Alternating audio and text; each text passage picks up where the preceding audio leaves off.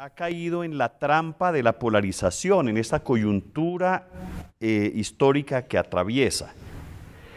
Y nosotros como observatorio hemos estado muy atentos a este fenómeno de la polarización. Se siente en todas partes. En mi familia, entre mis hermanos, es impresionante la diferencia que hay, ¿sí? Por no ir tan lejos. Hay una polarización seria. La polarización en sí misma es germen de más divisiones e insinúa escenarios poco alentadores de cara a la construcción de la paz. No le aporta la polarización. La absolutización de los intereses defendidos por unos y otros, sean cuales sean las razones, las visiones de país que se manejan, las estrategias que se promueven para descalificar, para maltratar, rotular, considerar enemigo al que no piensa de la misma manera, dan cuenta del proceso de ideologización en que se ha caído desde las distintas fronteras. Ese es uno de los grandes problemas, es que la postura se convierte en ideología y entonces allí es en donde vienen las posiciones irreconciliables.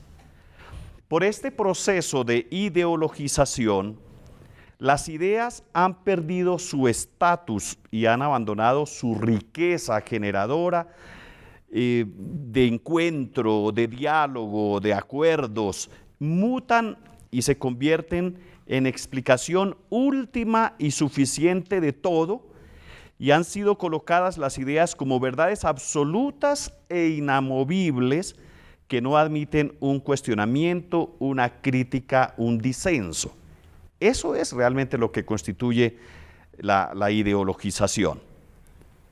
Ha nacido con esta polarización del país de una parte y de otra, una especie de deidad que se encumbró, se va aceptando de manera irreflexiva sin considerar de ella el carácter obligatorio y totalitario que encierra la ideologización. Se pone como un ídolo.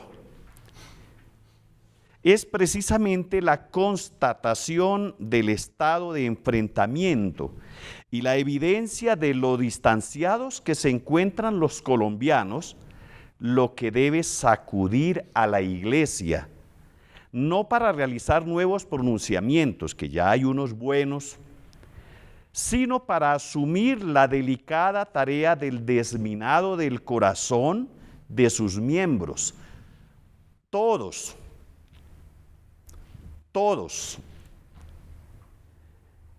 Es que las divisiones son en todas partes.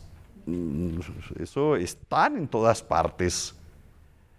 Por eso hago el énfasis, el desminado del corazón de todos y fermentar la sociedad con una nueva forma de ser y de habitar esta casa común que se llama Colombia y que tenga como principio la paz que Cristo trajo al mundo. Esa es la tarea de la Iglesia.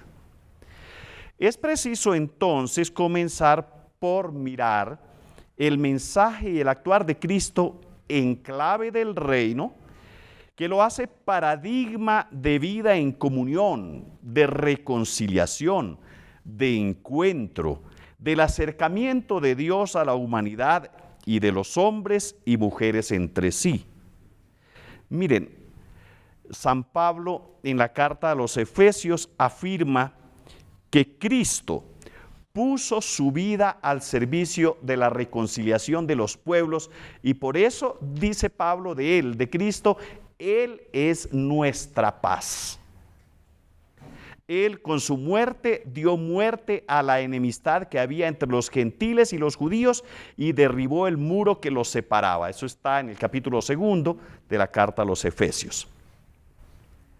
A manera de comentario, cabe decir que en el templo de Jerusalén había una pared que separaba el atrio de los gentiles del resto del tabernáculo, y sobre esta pared había un rótulo que advertía que matarían a cualquier gentil que osara pasar más allá de ese punto.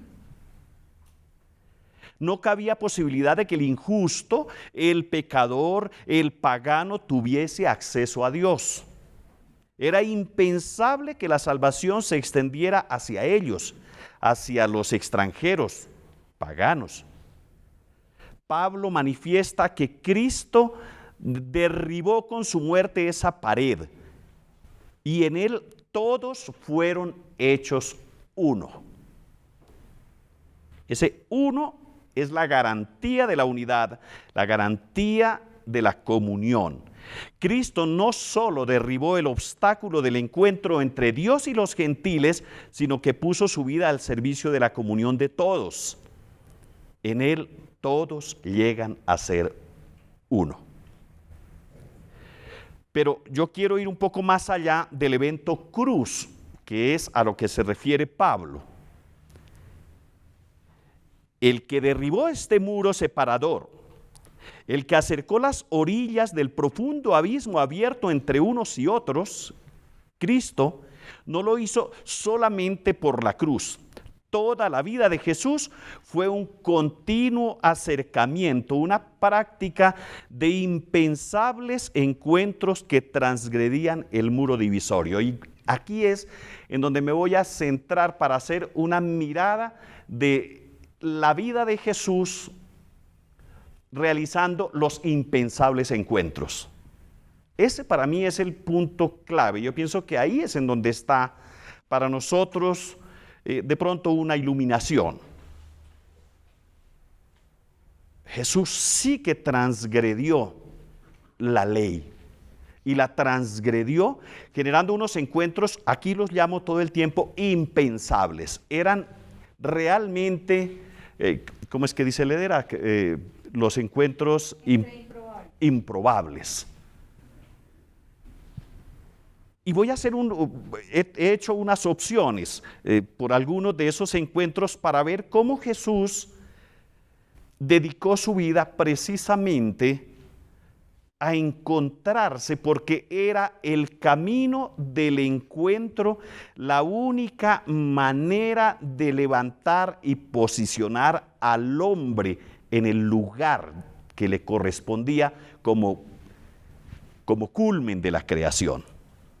Y entonces lo llamo el santo de Dios. Así lo llamó San Pedro, ¿no? Tú eres el santo de Dios.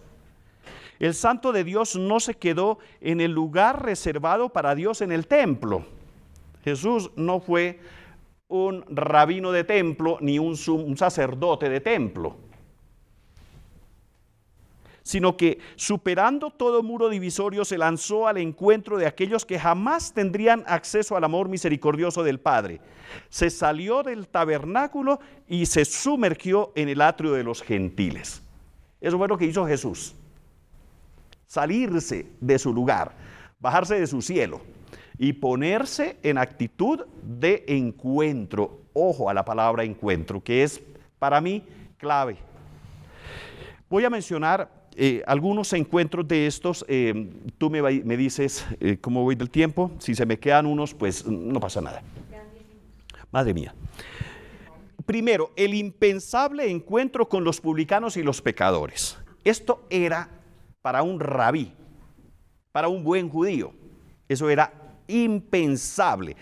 Ya como judío practicante, como rabí, como señor, conocía y recitaba de memoria Jesús el salmo que dice: feliz quien no sigue el consejo de los malvados, ni anda mezclado con pecadores, ni en grupos de necios toma asiento. Salmo 1.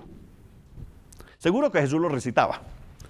Sentarse con pecadores y publicanos era comprometedor, hacía impuro al santo de Dios. Más impensable aún era que llamase a uno de ellos para que lo siguiera. Leví, Mateo, era cobrador de impuestos.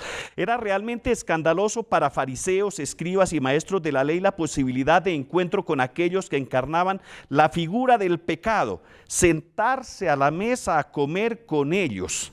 Jesús, en cambio, se sienta entre ellos como médico, no como uno de ellos. no reproduce los pecados, simplemente manifiesta con ellos la absoluta novedad del reino. Para él, todos son amados de Dios, que cuida los lirios del campo, de las aves del cielo. La misericordia del Hijo de Dios va mucho más allá de las leyes. La misericordia no excluye, la misericordia acoge, la misericordia no condena, la misericordia acerca, abraza, siente el dolor del otro, aunque sea considerado el malo. Se acuerda que el otro, el malo, aquel que está rotulado como malo, tiene un dolor en el alma. La misericordia se concede el permiso de redimir. Un segundo impensable encuentro con los enfermos y endemoniados. Jesús se sale, el Santo de Dios se sale del tabernáculo, se planta en el atrio de los gentiles, fija su mirada compasiva en los enfermos. Sabido era que la enfermedad ocultaba el pasado de maldad de quien la detentaba. Los leprosos, los ciegos, los cojos cargaban consigo el peso del pecado personal y de sus antepasados. Juntarse con ellos, tocarlos, significaba hacerse impuro. Más lo era el caso de los endemoniados, sobre los cuales no existía poder sanador. El poder sanador de Jesús se convierte para ellos, en cambio, en acontecimiento de gracia que se dirige a la totalidad de la persona. Hijo, tus pecados son perdonados. Y luego, para que veáis que el Hijo del Hombre tiene en la tierra poder de perdonar pecados, le dice al paralítico: a ti te digo, levántate, toma tu camilla y vete a tu casa. Aquí cabe mencionar la figura anónima del herido del camino. Esta tarde charlábamos de esto acá en una mini reunión del observatorio. La figura anónima del herido del camino, ante el cual el buen samaritano se inclina, no así el sacerdote y el levita, que rehuyen al herido por conservar la pureza ritual. La compasión del buen samaritano ante aquel extraño hace que se ponga en segundo lugar todo condicionamiento legal y que el corazón se abra al servicio del otro. ¿Quién es aquel hombre? Ese anónimo del camino. Es el hombre, asistido por un extranjero de quien no se sabe tampoco el nombre. Un extraño atendido por un extranjero. Uno que va de Jerusalén a Jericó, no anda en buenos pasos, parece. El hombre asistido por un extranjero, que se convierte a su vez en paradigma de la solicitud del ser humano por el ser humano. De extranjero a extraño, a anónimo, no se necesitan identidades ni militancia en las mismas filas. Basta que sea un ser humano y que tengamos la capacidad de captar su sufrimiento, y ya aparece el imperativo moral de la inclinación, de la convergencia, hasta garantizar la recuperación, la sanación de las heridas, la vuelta a la reintegración social. Un tercer impensable encuentro de Jesús, el encuentro respetuoso y valorativo de la mujer. En el contexto machista de la cultura en que vivía, la mujer era propiedad del padre hasta que era entregada en nupcias, cuando cambiaba de dueño. La mujer era una propiedad. No podía ser testigo ante los tribunales la mujer. No podía ser discípula de un rabí. No podía aprender la Torá la mujer. En el templo debía ocupar un lugar apartado. El marido podía darle acta de repudio, no ella a él. En caso de adulterio podía ser linchada a pedradas, no era el caso del hombre. Jesús se sale del tabernáculo, del lugar de Dios, y se planta en el atrio de los gentiles y establece los más elocuentes y dignificantes encuentros con la mujer. Ella, que no merecía ser tenida en cuenta precisamente por la condición de ser mujer, encuentra en la cercanía de Jesús su lugar en la sociedad, un espacio que nunca le fue negado en el corazón de Dios. Jesús rechaza la distinción entre judía y extranjera. Cura a la hija de la Sirofenicia. Jesús rechaza el tabú de la impureza legal, se deja tocar por la hemorroísa. Jesús alaba la generosidad de una pobre viuda que da lo único que tiene para vivir. Jesús cultiva la amistad con Marta y María, hermanas de Lázaro. Hace de María discípula suya, sentada a sus pies, lo escucha. Se deja acompañar de mujeres de quienes ha expulsado malos espíritus. A una chica le dice Talita cum, la levanta, la hace vivir. Se deja ungir por una pecadora pública, experiencia de amor para aquella que mucho amor manifestó. A la mujer hallada en flagrante adulterio la reconcilia, la redime. Tampoco yo te condeno, vete, en adelante no vuelvas a pecar. ¿Qué decir del encuentro con la samaritana, de las apariciones a las mujeres el primer día de la semana? María Magdalena, hoy llamada apóstol de los apóstoles, es la primera que lleva la experiencia pascual a los demás, a los discípulos. La misericordia de Jesús ante la mujer no admite exclusiones. No tiene catalogadas a las personas entre unas de primera y otras de segunda. La misericordia se pone por encima del juicio que tiene en cuenta los derechos de unos en detrimento de los derechos del otro. La misericordia se pone a favor de todos. Y eso es lo que Jesús realiza en ese impensable encuentro con la mujer. Un cuarto impensable encuentro con los niños y los indefensos. La fragilidad y la inmadurez de los niños, lo mismo que la inutilidad de los demasiado débiles, enfermos o tarados, hacía de este renglón de la sociedad un grupo aparte. Los niños no valían. Un grupo inferior, poco apreciado. Jesús se salta todos los condicionamientos. No era de un rabí juntarse con los inexpertos, con los débiles, con los de segundo renglón. Para él, sin embargo, la figura de la fragilidad y la indigencia que representaba el niño le movía a misericordia, precisamente porque el reino de los cielos es de ellos, de los que son como ellos, decía Jesús. Abraza, bendice a los niños mientras los discípulos discuten quién es el más importante entre ellos. La actitud del maestro molesta incluso a los discípulos, quienes tratan de impedir que ellos, los niños, se acerquen a Jesús, pero Jesús les recrimina a sus discípulos que le estorben en el cumplimiento de su tarea, cuando ha venido precisamente para ellos, para los pobres, para los débiles, para los frágiles. Recrimina a sus discípulos porque lo alejan de los pobres, de los débiles. Un quinto impensable encuentro de Jesús con los enemigos y con los malhechores. Salido del tabernáculo, Jesús se planta en el atrio de los gentiles. Se salta el muro de la ley del talión. La ley nueva consiste en vencer el mal con el bien, no el mal a base de mal, no la muerte con la muerte. No es ojo por ojo, diente por diente. Eso no cabe en la mente de un seguidor de Jesús. Esta sí que es una paradoja que representa una auténtica revolución cultural. Aquí sí que se requiere una nueva mentalidad, como nos dice el arzobispo con tanta frecuencia. No es la fuerza de la agresividad, ni siquiera la fuerza intimidatoria de las armas. No es la fuerza de la agresividad, sino la fuerza del amor.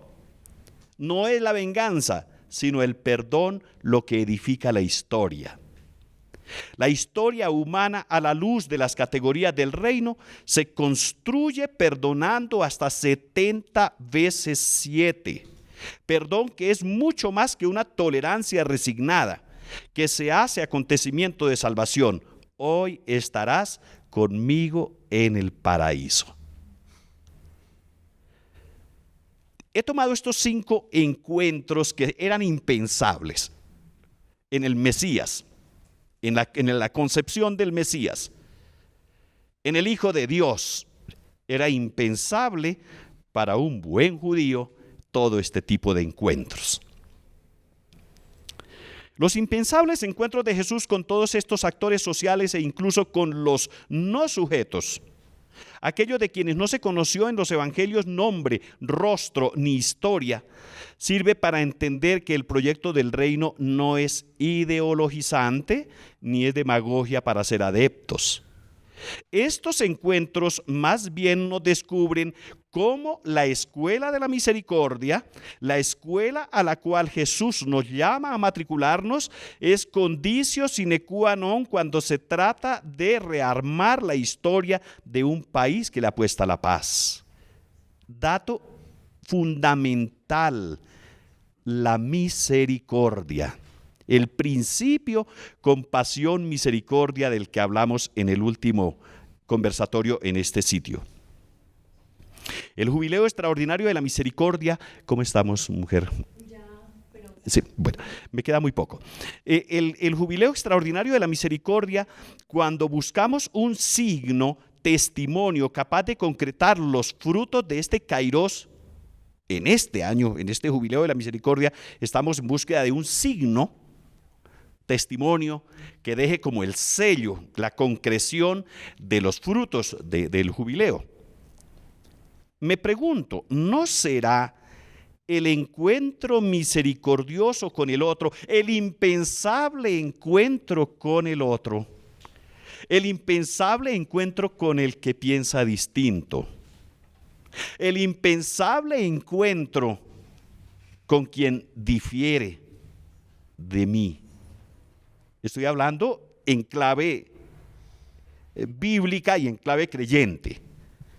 No será el encuentro misericordioso con el otro, aunque piense distinto, aunque provenga de la otra orilla, aunque no tenga nombre, aunque sea víctima o victimario, aunque haya sido calificado de pecador, de renegado, aunque haya herido nuestra propia carne, aunque haya cometido la peor de las atrocidades, el mejor signo testimonio. Un signo sin infraestructuras, sin organigramas, sin presupuestos, un signo que sencillamente haga presente el querer de Dios para su pueblo. Y termino. Otros signos testimonio con el favor de Dios ya vendrán. Hoy es el signo de la misericordia al que estamos llamados a ser concreto. Pasar por la escuela de la misericordia, graduarnos en misericordia obrada. Esto sí que cambia la historia de una sociedad. Es la misericordia la que permite el encuentro, sentarse a la misma mesa, mirarse, reconocerse en la grandeza de la humanidad que se esfuma cuando hay raíces de odio y ánimos de venganza.